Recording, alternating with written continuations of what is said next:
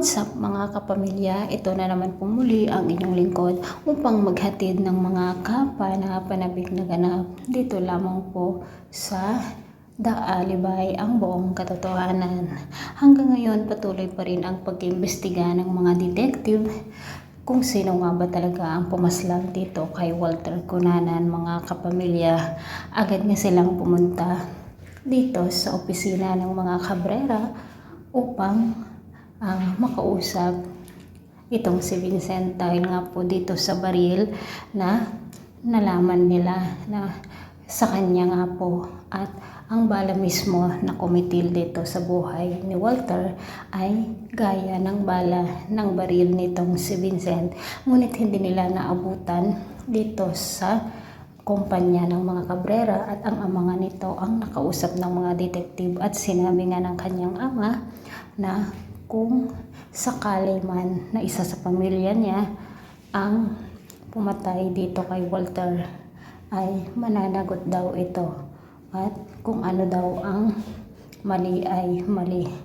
At dito nga po nalaman ng mga detective kung saan ngayon si Vincent, at agad nga silang pumunta at kasama nga ni Vincent itong si Stella.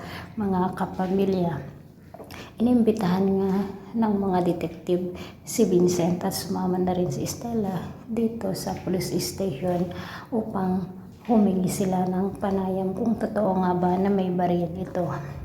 At dahil nga sa mukhang gipit na itong si Vincent, lalo pa dinidiin din siya nitong si Claudia, at sumulpot na nga rin ito dito sa police station ang asawa ni Vincent, at ipinakita nga niya ang video na kung saan ay nakuhanan ni Vincent dito sa secret CCTV na inilagay niya sa kanilang kwarto. At sinabi nga ni Claudia na alam ni Vincent na may relasyon sila noon dito kay Walter, kung kaya't siya daw ang pumatay dito dahil sa selos, mga kapamilya.